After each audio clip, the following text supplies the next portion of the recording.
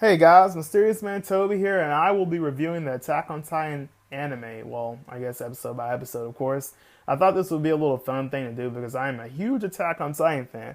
I haven't read the manga yet, so I was really excited for the anime. Everything is literally for all you other anime only viewers out there. I'm literally in the same boat as you. This was completely new content to me, and like it was crazy. This was a very good episode, but without further ado, let's get into it. So it starts off with a recap of the walls and or a recap of the events that happened in season one. So it was just catching everyone up to speed and stuff, and letting you know what's happened so far, the major events from season one, and then we get straight into the action with Erwin walking and with his soldiers, and his soldiers talking about how we didn't know there were titans in a wall, and Erwin's like, yeah, there were only people who knew and people who didn't, and I feel like that's something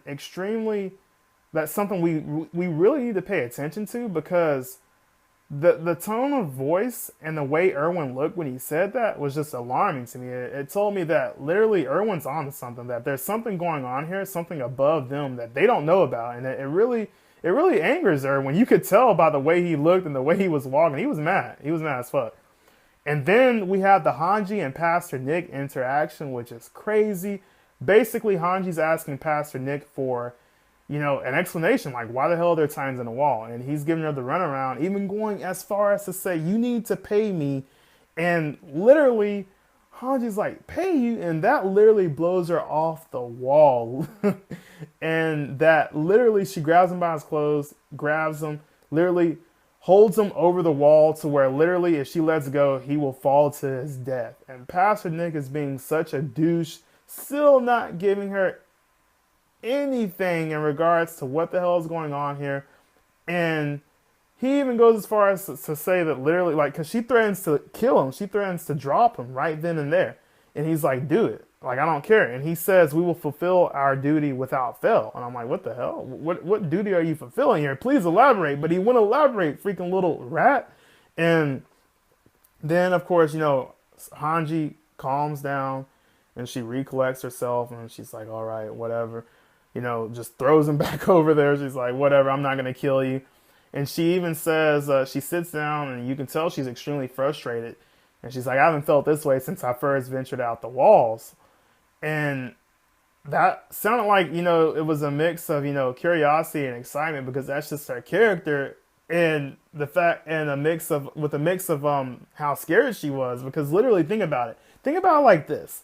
Literally, you've been fighting for your freedom the whole entire time. But the thing about it is that your enemy is something, your sworn enemy is what's been protecting you. Like, this whole entire time, what you've been fighting against, what has been your sworn enemy the whole entire time, has literally been giving you this peace and security that you long for. The only peace and security that you've had throughout your whole entire life has been given to you by your enemy. That must feel like holy crap, holy cow, like whoa, like what the hell? Like, you mean to tell me your sworn enemy has been protecting you in a sense? Like, what the hell is going on here? So you could definitely see how frustrated she was with that. Like, what have they been fighting for? What have they been dying for? If at the end of the day they're being protected by what they hate. It was already a crushing blow when literally in season one, when they secured their first victory against the Titan with the hell of a Titan. But to go even further, to say that literally they're only safe because of Titans is just, damn, that really sucks. And then we get, the scene with the Connie, Sasha, Bertolt, I believe it's Bertolt or either Bertholt, not sure, Bertolt, and Reiner on standby in plain clothes for whatever reason. And that reason is revealed to be that it seems that Erwin suspects that there might be more time shifters among them, among that class that graduate, because as the Titans begin to swarm in, and as Nanaba, I believe that's her name, talks to Mike, Mike's like, get them on horses, have them evacuate nearby villages, etc. And he's thinking in his head, like, there's likely no Titans among that class. I'm like, what the hell? Everyone thinks there's Titans among that class, which I guess is fair because of Annie, but still, I mean, really? You need soldiers. You need all the help you can get right now. What the hell are you doing putting them on standby like that? And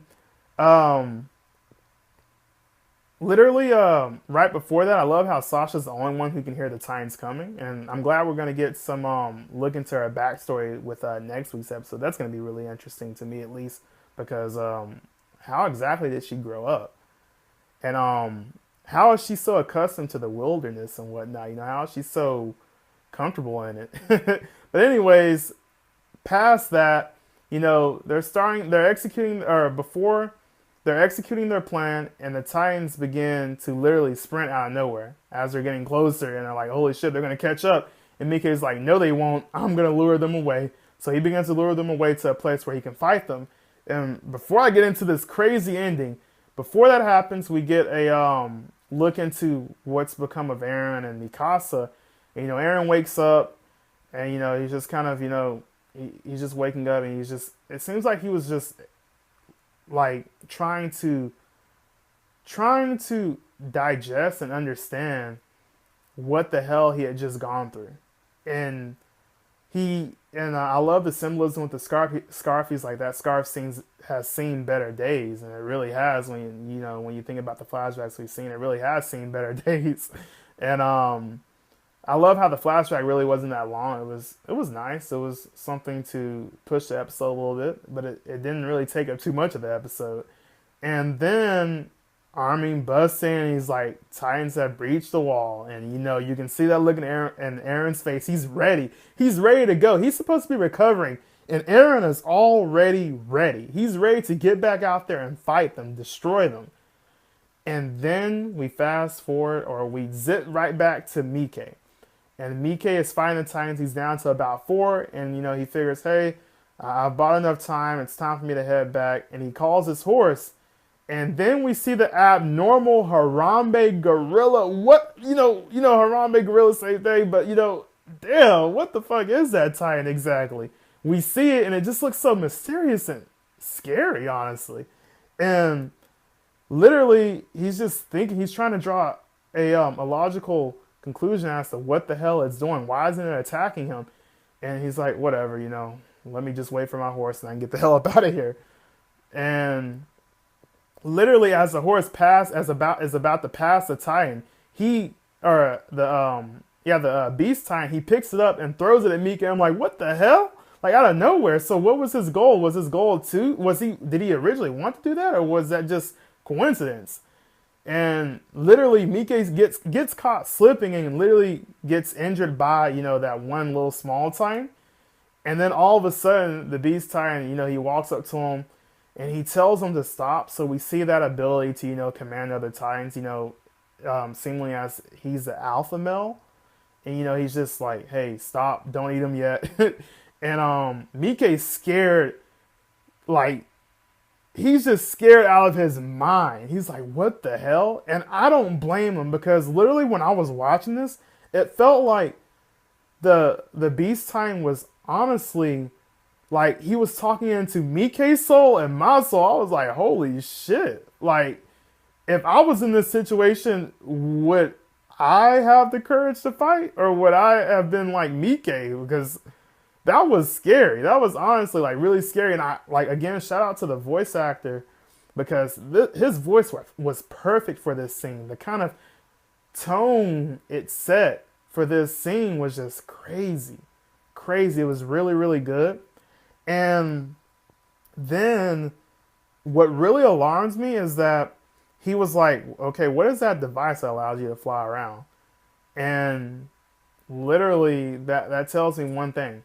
So he's not in league with Annie, because, you know, Annie knew about the maneuver gear, all that. She was there. So where exactly does this Titan come from? He's an abnormal, and he was like, oh, he noticed his sword. He's like, you use swords, so you understand that we reside in the Nap. So like where does he come from? Is there a group outside the walls full of Titan shifters, or like what has happened? Like, what has happened to the other areas of the walls that have been breached? Have they invaded those areas, and are they currently staying there to as they plot their plan or whatever to take over humanity? And ultimately, what was his reasoning behind invading the walls in general? What was his reasoning behind breaching the walls? because it seemed like he was just kind of scouting, like he just wanted to see, okay, how far are these humans back? You know, where exactly are they? He didn't seem to know too much about the humans, so like, is he a human? I'm assuming he is a human, but I mean, I don't know, man. It's just crazy. So many questions that this episode proposes is just man, like mind blowing. And then it's just crazy how I love the look. I love what Mike presents, like what he symbolizes in this episode. Because the thing about Mike is that he's shown to have incredible, impeccable resolve throughout the series and even up until that point. But when faced with the Beast Titan, as he was talking to him, he was scared, and the Beast Titan broke him down. It really, it's an interesting look on humanity that no matter how tough you seem, like, can all humans, no matter how tough they are, just be broken down? Can Levi be broken down? Because Mike was broken. And then, of course, at the end, we saw where he kind of regained his strength. He's like, no, we're not beaten until we stop fighting. And he shouts, and then all of a sudden, the Titan's like, oh, okay. All the other Titans around all the other Titans around you can attack. And then they attack him, and he's like, no, no. And then, he's just screaming, he's crying. I'm like, gosh. This was crazy. It almost feels like we've been having Attack on Titan every week for the past 4 years. Like it just never stopped airing. Like it's been ongoing. And I still feel a little uneasy about the fact that only 12 episodes are coming. But damn, this was a really good way to kick it off. Like, this is a really good way to start a season. Like, so many questions that have me wondering, and just so much foreshadowing, and then all the action that took place. The animation didn't seem bad or anything. Like, the animation seemed good. Like, I feel like nothing had changed. Like, they didn't slip up on anything. I didn't see any faults in animation at any point. It was all beautiful. So, yeah, I guess this is the part where I rank it on a scale of 1 to 10. I don't honestly have to say, damn, like, it was a 10. Like, shit. This is my first time reviewing an anime, and it honestly, or reviewing an episode, and it felt really good. Like, the pacing was good. The art style and the way everything looked was good. The content of the chapter was good. Like, there was enough action. There was enough to keep us on the edge of our seats. And it's just, man, this is one really good episode. I honestly can't wait for next week's episode. Thank you guys for watching my first ever episode review ever on Attack on Titan. I can't wait to review next week's episode, and I'll see you guys then when I'm reviewing that episode. Thank you guys for watching, and this is the Serious Man Toby signing off.